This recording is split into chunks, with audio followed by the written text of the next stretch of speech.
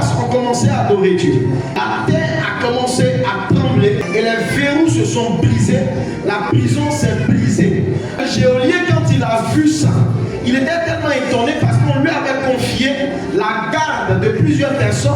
Alors il a cru que Paul et Silas étaient partis. Il a décidé de se donner la mort. Alors Paul lui dit: crois au Seigneur Jésus et tu seras sauvé, toi et ta famille. Le Seigneur n'est pas venu te sauver toi seul, mais au travers de toi, ta famille a une grande destinée. Dieu n'est pas un Dieu d'individualité, mais un Dieu de collectivité. Il se sert de l'individualité pour accomplir une destinée collective. Tu seras restauré, toi et ta famille. Tu seras délivré, toi et ta famille, au nom de Jésus. La Bible dit en Jean 1, verset 6, que les fils de Dieu vinrent un jour se présenter devant l'Éternel et Satan vint aussi au milieu d'eux. Il y avait une réunion de famille dans le ciel. Le concept de famille a commencé depuis le ciel. La famille, c'est une réalité sacrée. Alléluia.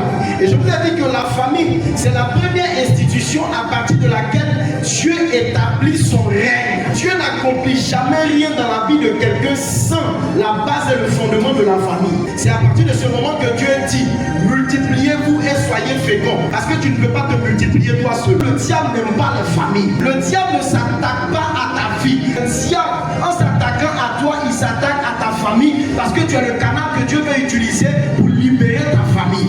Si tu n'es pas dans l'esprit de famille, il y a des choses qui ne peuvent pas t'arriver. Dieu ne commence pas une bénédiction de façon collective. Dieu commence toujours dans un esprit individuel, mais après, c'est pour la collectivité.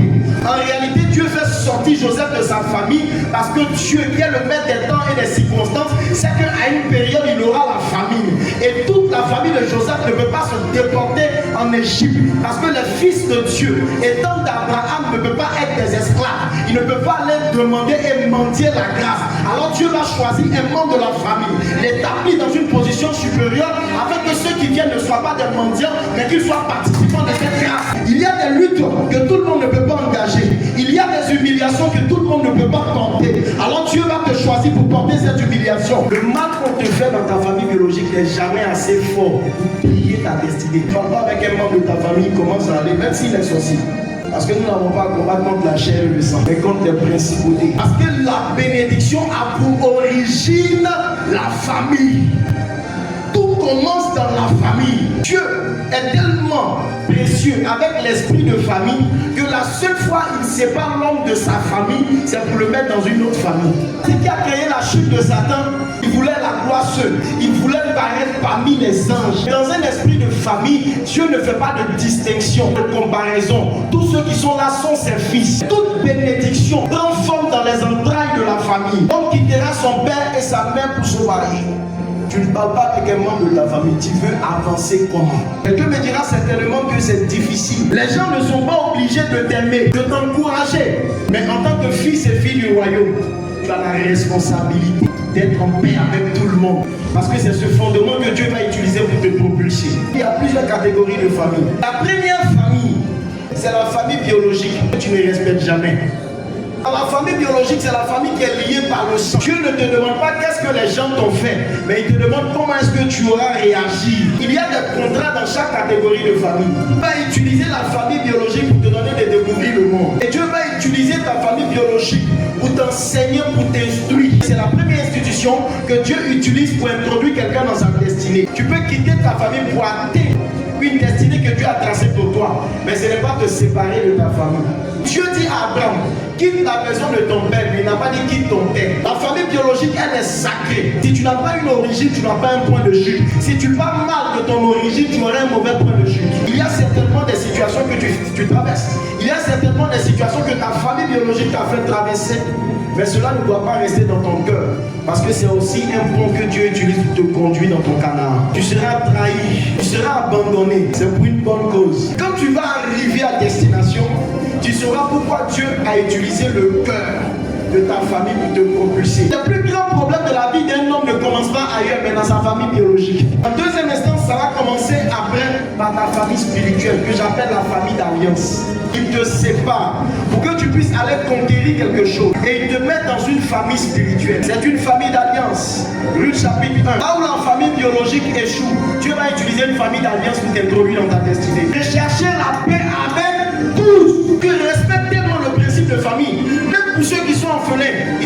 le père des orphelins. Dieu ne veut pas être ton Dieu. Et je serai pour vous un père. Et vous serez pour moi des fils et des filles. Tu as été créé pour les nations, pour bénir plusieurs personnes. Lorsque tu déshonores tes parents, tu as une durée de vie limitée. Soit tu as une durée de vie prolongée, mais tu es malheureux. Tu n'as pas l'esprit de Joseph. L'esprit de mort se rattache à la vie des rebelles. Les rebelles n'ont pas une durée de vie prolongée. Même dans leurs affaires, même si ton papa est sorcier, même si ta maman est sorcière, tu es ce que tu es parce que Dieu a utilisé ses entrailles. Même si ton père est sorcier, tu es ce que tu es parce que Dieu a utilisé ses reins. Vous avez un problème, c'est que vous vous établissez sur les détails. C'est qu'il m'a dit là, c'est qu'elle m'a dit, non, on ne dit pas ça à l'homme. Mais tu n'es pas un homme, tu es fils de Dieu. À Dieu on peut dire tout, au fils de Dieu on peut dire tout. On te dit des choses et puis ça ne te choque pas. Parce que tu sais que tu n'appartiens plus à la race humaine, mais à la race divine. Parce que dans la chair, dans le sang, on a trop de problèmes, trop de détails. Les relations d'alliance sont plus puissantes que les relations biologiques. Je dis parce qu'en fait, c'est des relations qui viennent en soutien à la famille biologique. La famille d'alliance, c'est un point de contact que Dieu utilise pour t'introduire dans ta destinée. Dans la famille d'alliance, ceux qui te font le bien ne savent pas pourquoi est-ce qu'ils te font le bien. Ceux-mêmes qui te font du mal dans cette famille d'alliance ne savent pas pourquoi est-ce qu'ils te font du mal.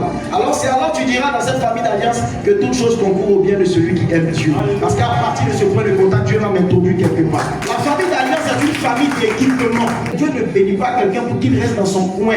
Il te bénit pour que tu puisses aller chercher ceux qui sont dans leur coin pour les emmener dans le coin de Dieu. Dieu ne te bénit pas par rapport à quelqu'un.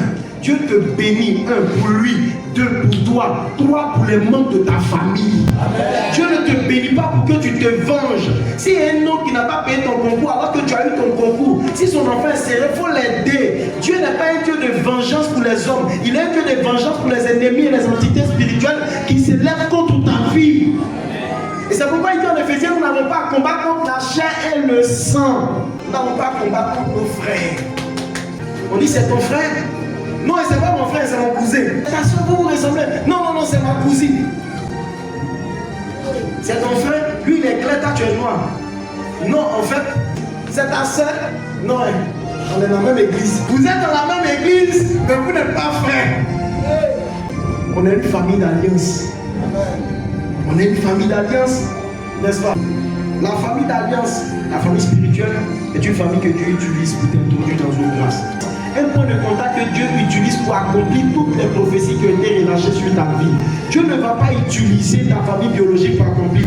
Il va annoncer la prophétie à ta famille biologique, mais il va équiper ta famille d'alliance pour t'introduire dans cette prophétie.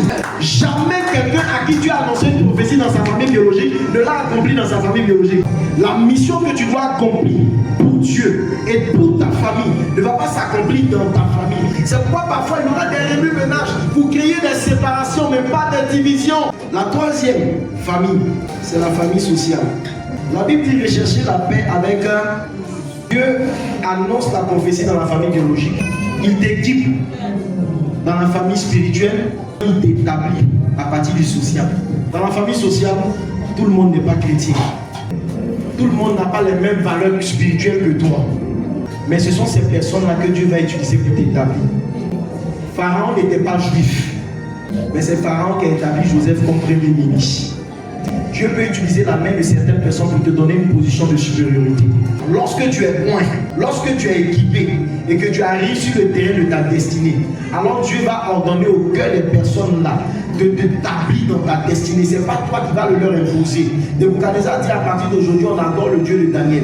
C'était un concours de circonstances que Dieu a utilisé. En réalité, il faut laisser le courant de ta foi influencer ceux qui sont autour de toi. Et c'est la mission que Dieu nous envoie faire. Pendant que tu es sur le chemin de l'accomplissement de ta destinée, il faut t'accorder à tout le monde. On n'est pas obligé de t'aimer. Mais toi, il faut les aimer, on va avancer. En réalité, tu n'as pas besoin de l'amour des gens pour avancer. Mais les gens ont besoin de ton amour pour prier. Quand tu as le choix de Dieu, les choses ne dépendent pas des gens, mais les choses dépendent de Dieu au travers de toi. Considère-toi comme un responsable désormais des choses de Dieu sur la terre. Et quand tu es un porteur de grâce, tu dois aller au-delà. Tout le monde ne peut pas t'aimer, retiens ça.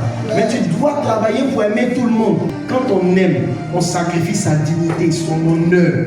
Quand on dit qu'on est chrétien, on transporte avec nous le savoir-vivre du royaume. Si dans la famille d'alliance, on n'est pas capable de s'aimer, de manifester, de démontrer notre amour, c'est qu'on fait quoi ici? Parce qu'en réalité, quand on bâtit, on vous donne quelque chose qui va vous identifier dans le royaume. Jésus dit que Satan vient, qu'il n'a rien en moi. Maintenant, est-ce que quand Jésus lui-même vient te voir, il a quelque chose en toi? Quand il ouvre ton cœur, il voit la haine, la colère, l'animosité. Ce qui va lui permettre de se reconnaître en toi là, il ne voit pas. Il ouvre ton cœur, il voit que tu as emprisonné tout le monde dans ton cœur. Tout le monde a enfermé quelqu'un en fait dans son cœur. Et bien, respectez les principes de famille. Pour avancer, je vous dis en dernière chose, évitez de vous frustrer. On bénit Dieu pour la vie des gens qui avancent. Chacun a sa saison. Un jour, et ce jour-là, tu ne vas plus compter les jours, mais tu vas compter les grâces. Mais tu n'arriveras pas à compter parce que ça sera inestimable. Parce que ce sont ces principes-là qui vont t'introduire et t'établir dans ta destinée. Que le Seigneur te bénisse.